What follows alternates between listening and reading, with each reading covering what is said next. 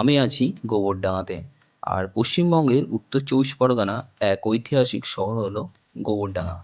গোবরডাঙ্গার নামের অর্থ হলো শ্রেষ্ঠ স্থান, যেটি কিনা সংস্কৃতিতে গো মানে পৃথিবী, বড় মানে শ্রেষ্ঠ এবং ডাঙ্গা মানে স্থান। গোবরডাঙ্গা শহরের ইতিহাস হলো 400 বছরের পুরনো এক ইতিহাস। সেই সময় এই অঞ্চলটি কুচদহ বা কুচদ্বীপ পরগনার অন্তর্গত একটি গ্রাম ছিল। তো সর্বপ্রথম আমরা চলে যাব গোবরডাঙ্গা জমিদার বাড়িতে। আমরা এবার এই গেট দিয়ে প্রবেশ করব জমিদার বাড়ির ভিতরে।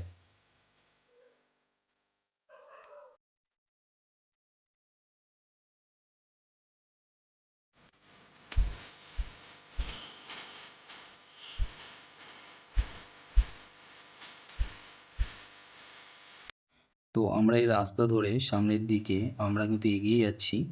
আর সকালবেলায় কিন্তু অনেকেই এসছে এখানে এই বাড়িটি দেখার জন্য। আর খুবই শান্তশিষ্ট একটি মনোরম পরিবেশ। আর তার ডান সাইডে কিন্তু রয়েছে এই জমিদার বাড়িটি। আর দেখতে খুবই সুন্দর লাগছিল, কারণ সেই সময়ের আমলের এই জমিদার বাড়ি নিখুঁতভাবে এই জমিদার বাড়িটি কিন্তু করা হয়েছিল সেই সময়ের আমলে। আজ থেকে বাড়িটি প্রায় 400 বছরের পুরনো। এবার এই জমিদার বাড়ি সম্পর্কে আমি তোমাদের কিছু বলি। অষ্টাদশ শতকের শেষ দিকে বর্তমান বাংলাদেশের যশোর জেলার শার্শা গ্রাম থেকে গোবরডাঙ্গায় এসে মুখোপাধ্যায় জমিদার বংশের স্থাপন করেছিলেন। খেলারাম মুখোপাধ্যায় তিনি এই জমিদারি নিলামে কিনেছিলেন ইংরেজদের কাছ থেকে। এটি কিন্তু ছিল ইংরেজদের বৈঠকখানা। আর সে সময় ছিল কিন্তু এটি একতলা। পরবর্তীতে জমিদার বংশের লোকজনেরা এটি কিন্তু দোতলাতে রূপান্তরিত করেন।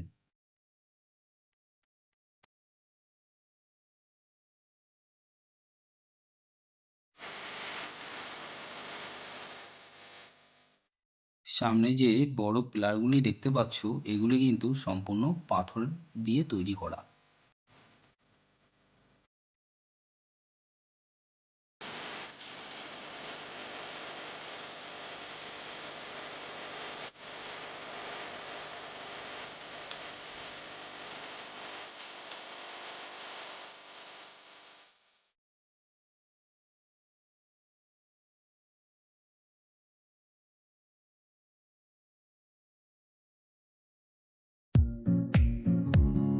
জমিদার বাড়ির সামনে রয়েছে বড় একটি গার্ডেন।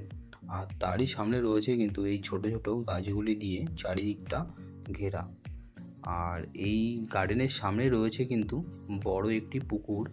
আর এই পুকুরটা কিন্তু চারিপাশ বাঁধানো ছিল। আর এটি কিন্তু সেই সময় এই ঘাটটি তৈরি করা। আর তোমরা দেখতেই পাচ্ছ এটি কিন্তু সেই ঘাট। আর ইটগুলি দেখলে তোমরা বুঝতেই পারবে যেটি কিন্তু পুরনো একটি ঘাট। আর চারিদিকে সম্পূর্ণ এইভাবে সবুজের ঘেরা রয়েছে।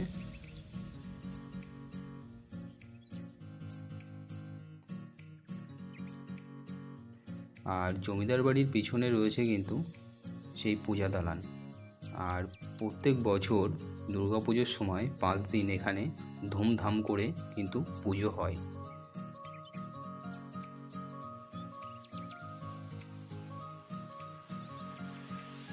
প্রথম যে মন্দিরটি তোমরা দেখতে পাচ্ছ, এটি কিন্তু খুব পুরনো একটি মন্দির। এখানে পুজো আগে হতো, কিন্তু এখন আর এখানে হয় না। তার পাশে কিন্তু নতুন করে একটি মন্দির তৈরি করা হয়েছে। আর এখন কিন্তু এই মন্দিরের ভিতরেই দুর্গাপুজো হয়। আর তোমরা যদি এখানে দুর্গাপুজোর সময় আসতে পারো তাহলে তোমাদের খুবই ভালো লাগবে। কথিত আছে দেবী কালীর আশীর্বাদে খেলারামের স্ত্রী দ্রৌপদী একটি পুত্র সন্তান লাভ করেছিলেন। দেবী কালীর প্রসন্নে ছেলে হওয়ায় খেলারাম ছেলের নাম রাখেন কালী প্রসন্ন।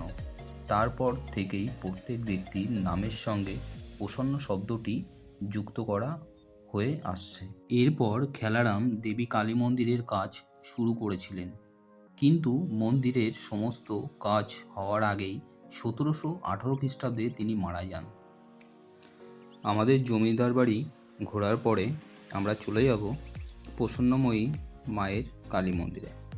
তো আমরা এখন গেট থেকে বেরিয়েই, এটি 3 রাস্তার মোড়, আর সামনে রয়েছে একটি নেতাজি মূর্তি।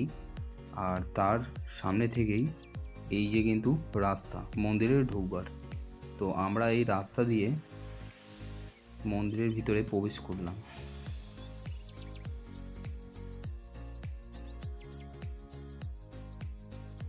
আর মন্দিরের ভিতরে কিন্তু অনেকেই পুজো দিতে এসছে সকালবেলাতে।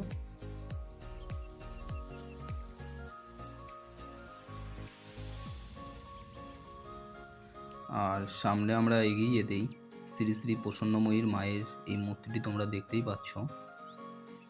এটি কিন্তু একটি পাথরের মূর্তি, আর দুপাশ থেকে রয়েছে 12টি শিব মন্দির। কথিত আছে কালীপ্রসন্ন মুখোপাধ্যায় 1822 খ্রিস্টাব্দে সেই সময় তিনি এই 12টি শিব মন্দির স্থাপন করেছিলেন। পিতার মৃত্যুর পর দক্ষ হাতে জমিদারি পরিচালনা করেছিলেন।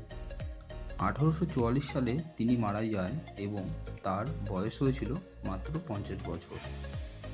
এখানে আরও একটি কথা শোনা যায় যে রানী রাসমণি দেবী এই মন্দিরে এসেছিলেন।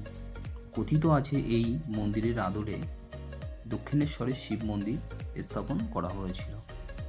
আর সামনে রয়েছে এই গাছগুলি, যেখানে কিন্তু অনেক মানুষই মানত করে এবং মানতটা পূর্ণ হলে এই ঢিলগুলি কিন্তু খুলে দিয়ে যায়। আমি এখন চারিপাশটা ঘুরে দেখছিলাম মন্দিরের। আর তোমাদের আরও একটি কথা আমি জানিয়ে রাখি যে এখানে কিন্তু কালী পুজোর সময় কালী পুজো যেমন ধুমধাম করে হয়, আর এছাড়া যে 12টি শিবলিঙ্গ আছে চৈত্র মাসে এখানে কিন্তু অনেক মানুষে জল ঢালতে আসে এই শিব মন্দিরে। তো এখানে কিন্তু শিবেরও আরাধনা হয় এখানে।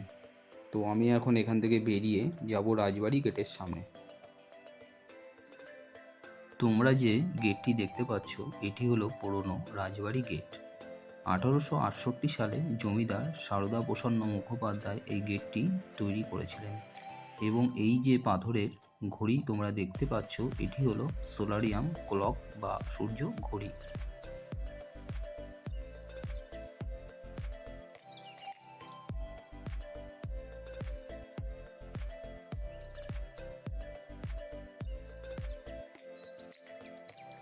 আমরা চলে এলাম গোবরডাঙ্গায় আরও একটি ঐতিহাসিক স্থানে। তোমরা এই যে ভাঙা অট্টালিকাটি দেখতে পাচ্ছ এটি 200 থেকে 250 বছরের পুরনো একটি দুর্গা মন্দির।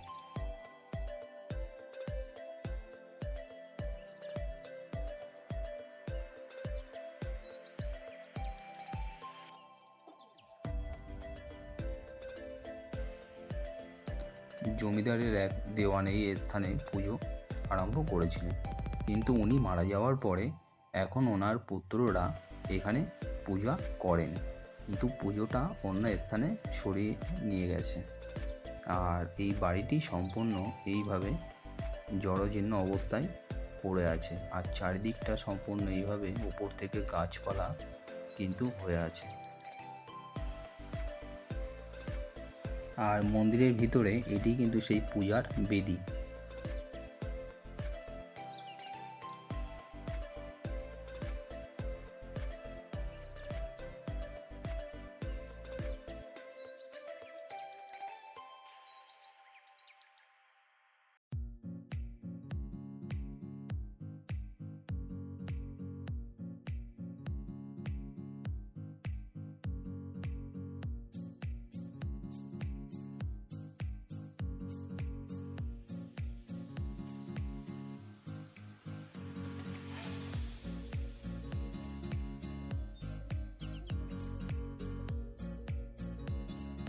আর আমরা চলে এসেছি গোবরডাঙ্গা পৌরসভাতে। এটি 1870 সালে ব্রিটিশ আমলে স্থাপন করা হয়েছিল এবং পৌরসভার প্রথম চেয়ারম্যান ছিলেন শিরিশচন্দ্র বিদ্যারত্ন। আর আমরা এখন চলে এসেছি গোবরডাঙ্গা হিন্দু কলেজের সামনে। আর তোমরা দেখতেই পাচ্ছ এটি কিন্তু গোবরডাঙ্গা হিন্দু কলেজ। আর এই কলেজটি মর্নিং, ডে এবং ইভিনিং এই 3 টাইমেই এই কলেজটি কিন্তু খোলা থাকে। আর এই কলেজটি স্থাপন হয়েছিল 1947 সালে।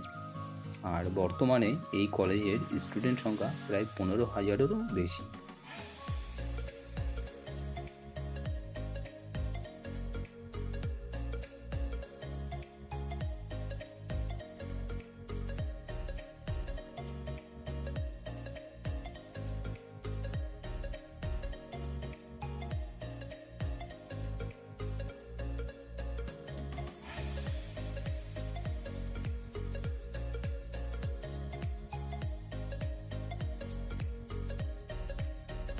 আর কলেজের অপোজিটেই রয়েছে কিন্তু একটি সৎসঙ্গ মন্দির।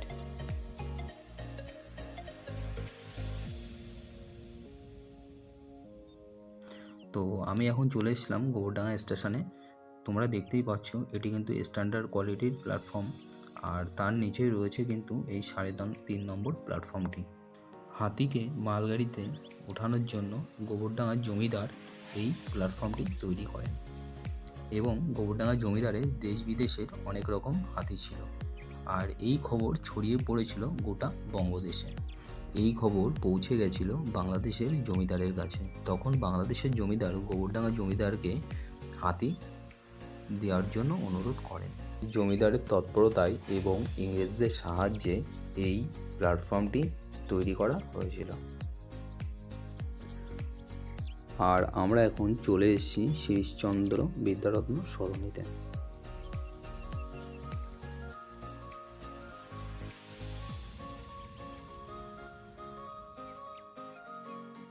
শিরিশচন্দ্র বিদ্যারত্ন সরণি ধরে আমরা চলে এলাম চণ্ডীতলা ঘাটে। আর চণ্ডীতলা ঘাটেই আসতেই আমাদের চোখে পড়লো এখানে কিন্তু একটি মন্দির রয়েছে, আর তাছাড়া একটা বিশাল বড় পুরনো বট গাছ, আর তার থেকে ঝুড়ি নেমে আরও সাইডে বট গাছের আকার ধারণ করেছে, আর তার নিচে রয়েছে কিন্তু একটি শিব মন্দির। আর এখানে কিন্তু প্রত্যেক দিনই পূজা অর্চনা হয়।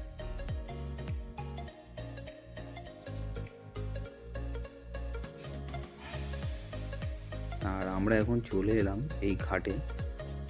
আর সূর্য তো তোমরা দেখতেই পাচ্ছ লাল হয়ে গেছে, আর এটি কিন্তু ইছামতি নদীর একটি অংশ। আমি তোমাদের আগের একটি ভিডিওতে তোমাদেরকে বলেছিলাম, তো এটি কিন্তু সেই জায়গা।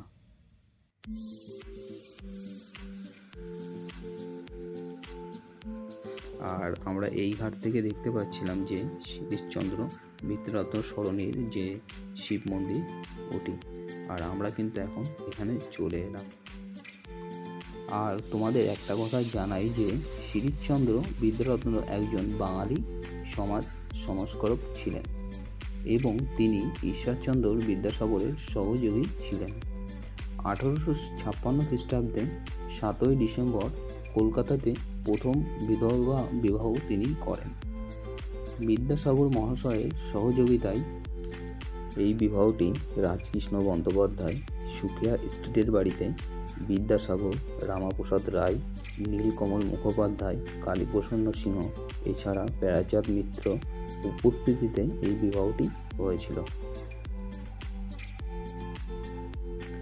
তোমরা যে ঘাটটি দেখতে পাচ্ছ এটি কিন্তু বহু বছরের একটি প্রাচীন ঘাট। শিরিশচন্দ্র বিদ্যারত্ন এই গোবরডাঙ্গার খাটুরার বাসিন্দা ছিলেন। আর তোমরা এই যে শিব মন্দিরটি দেখতে পাচ্ছ এটি কিন্তু তারই প্রতিষ্ঠিত জোড়া শিব মন্দির।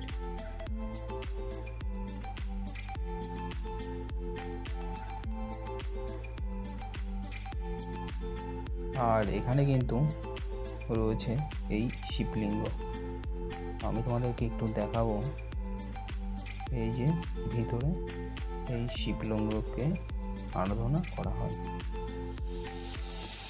তো বন্ধুরা, আশা করি ভিডিওটি তোমাদের ভালো লেগেছে। যদি ভালো লেগে থাকে তো লাইক, কমেন্ট ও ভিডিওটিকে শেয়ার করো, এবং এই রকম আরও ইনফরমেটিভ ভিডিও পেতে চাইলে চ্যানেলটিকে সাবস্ক্রাইব করে দিও। তো ততদিন তোমরা সুস্থ থেকো, ভালো থেকো। তো দেখা হচ্ছে পরের ভিডিওতে। তো টাটা।